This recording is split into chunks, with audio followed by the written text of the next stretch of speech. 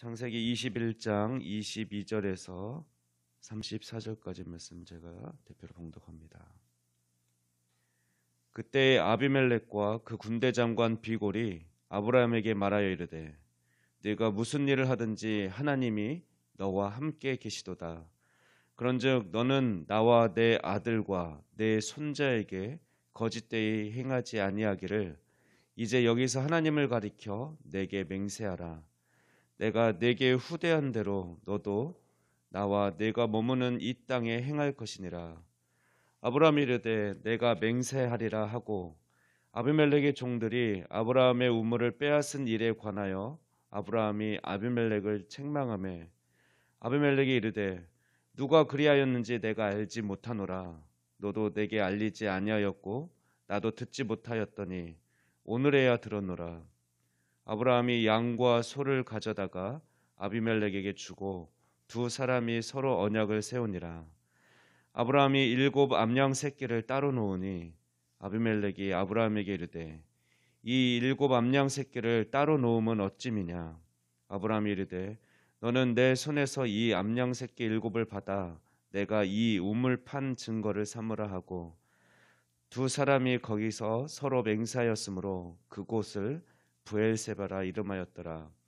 그들이 브엘세바에서 언약을 세우매 아비멜렉과 그 군대 장관 비골은 떠나 블레셋 사람의 땅으로 돌아갔고 아브라함은 브엘세바에 에셀 나무를 심고 거기서 영원하신 하나님 여호와 이름을 불렀으며 그가 블레셋 사람의 땅에서 여러 날을 지냈더라. 아멘. 우리는 오늘 본문을 통해서 아브라함이 하나님의 사람으로 인정받았다라는 것을 살펴볼 수 있습니다. 22절 말씀 보면 블레셋의 아비멜렉 왕은 아브라함보다도 사실 더 권력 있는 사람이었을 것입니다. 그럼에도 불구하고 군대 장관까지 대동하고 와서 아브라함과 조약을 체결하고 있는 그 장면이 오늘 본문 말씀입니다. 그렇다면 과연 아브라함에게 무엇이 있기 때문에 왜 한 지역에 찾아온 이민자에게 직접 찾아와 가지고 조약을 맺자고 할까요? 아비멜렉의 말에서 알 수 있듯이 아브라함은 무엇을 하든지 하나님이 함께 하신다라는 그 단 한 가지 이유 때문이었습니다. 아브라함이 인격이 훌륭하다거나 또는 힘이 세다든가 권력이 있다든가 또는 군사력이 있어서가 아닙니다. 오늘 본문에 기록하고 있는 아비멜렉이 아브라함과 조약을 맺고 싶어하는 단 한 가지 이유는 아브라함이 하나님의 사람이라는 그 이유 한 가지였습니다. 하나님이 함께 하시는도다. 아비멜렉 볼 때 아브라함이 하는 일마다 항상 하나님이 개입하신다는 그 사실 하나 때문에 아브라함을 찾아온 것이었습니다. 사실 아브라함이 아비멜렉을 찾아가서 내가 이 땅에 거주할 테니 나를 잘 봐달라 이렇게 계약을 요청해야 되는데 거꾸로 아비멜렉이 찾아와서 제 계약을 진행하고 있는 것입니다. 사실 창세기 20장에서 아브라함과 사라는 남방으로 이동하다가 아비멜렉을 만났고 그때 아브라함은 아내 사라를 애굽에서 그랬던 것처럼 자신의 아내를 누이라고 속이는 그런 비겁한 잘못을 저질렀습니다. 그 결과 아비멜렉은 누이로 알고 사라를 데려다가 아내로 삼으려고 하다가 자칫 하나님의 저주를 받고 죽음의 위기에 처할 상황에 있었지만 하나님께서 아비멜렉의 꿈에 나타나셨죠. 그래서 그렇게 개입해 주셔서 문제가 잘 해결되었습니다. 아비멜렉은 다시 사라를 아브라함에게 돌려주었고 또 소와 양과 또 은과 많은 재물을 아브라함에게 돌려주었습니다. 그러자 또 하나님께서 약속하신 대로 아브라함을 선지자로 여기고 기도를 받자 끊어졌던 그 아비멜렉의 그 가문의 태가 다시 열렸던 것을 우리는 이미 살펴보았습니다. 사실 아비멜렉은 이 사건을 경험하면서도 이미 하나님이 함께 하신다라는 사실을 알았을 텐데 그 이후에도 일어나는 일들을 주목하여 봤던 것 같습니다. 아마 우리 앞선 기록에는 이삭의 출생이 기록되어 있는데 하나님이 약속의 자녀를 주시는 걸 보면서 더 확신을 가졌던 것 같습니다. 우리 가문에 막혔던 태해문만 열어준 게 아니라 도저히 못 날 것 같은 그 나이에도 출산하게 하시네. 그러면서 더 하나님을 경외하게 되었는지 모르겠습니다.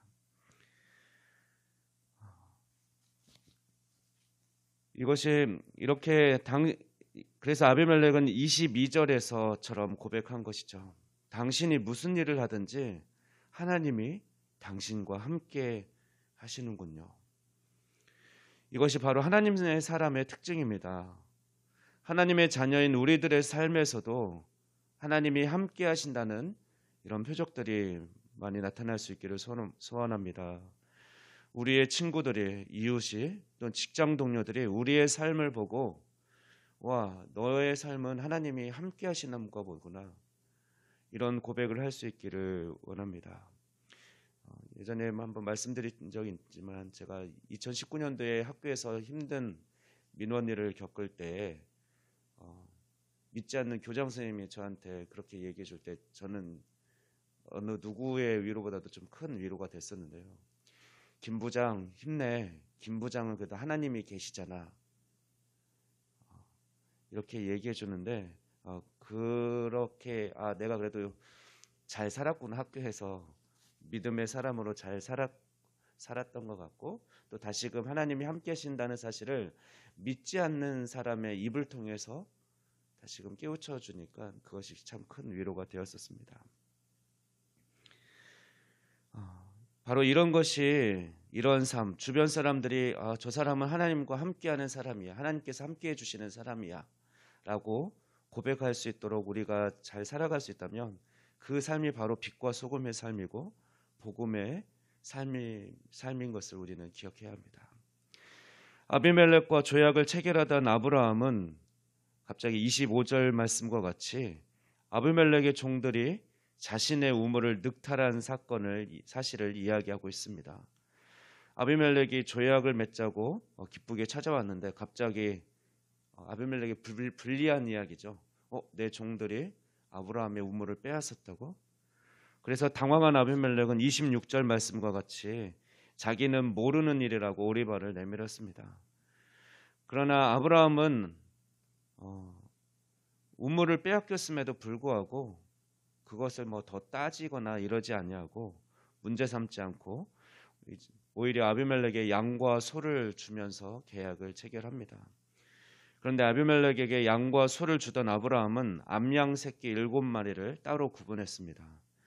아비멜렉이 그 이유를 묻자 아브라함은 이 암양 새끼 7마리로 이 우물을 내가 판 우물이라는 것을 증거를 삼자라고 그 의도를 드러냅니다.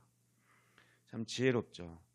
아비멜렉의 종들이 아브라함의 우물을 강제로 빼앗은 일이 있었지만 그것을 덮어주며 앞으로 이미 지나간 일을 문제 삼지 않고 앞으로 어떻게 지혜롭게 문제를 삼을 거냐, 그것을 확실한 증거를 삼기 위해서 암양 7마리를 준 것이죠.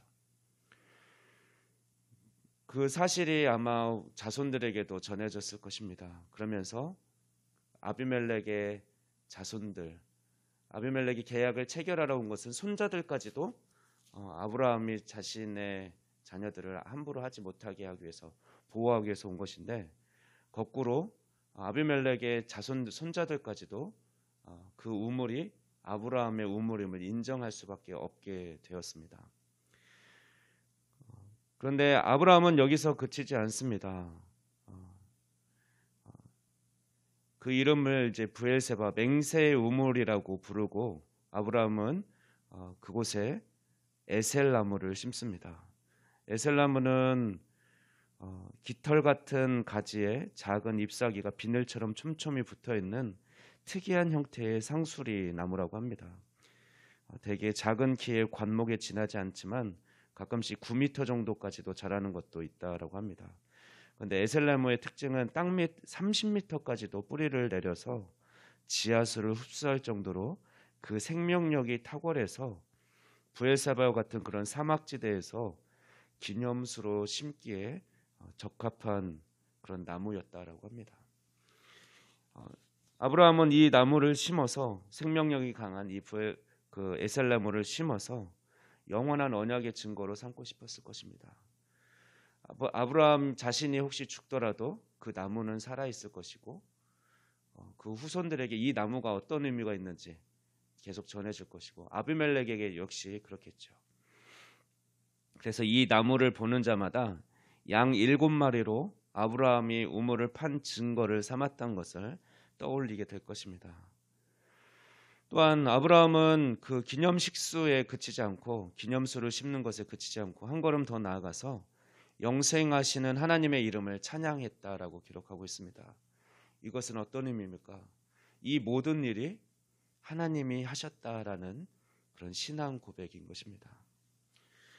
우리도 어디서 무엇을 하든지 우리가 있는 곳에 하나님이 함께 하셨다라는 것을 기념할 수 있는 또 증거를 삼을 수 있는 에셀나무를 가는 곳마다 심을 수 있기를 바랍니다.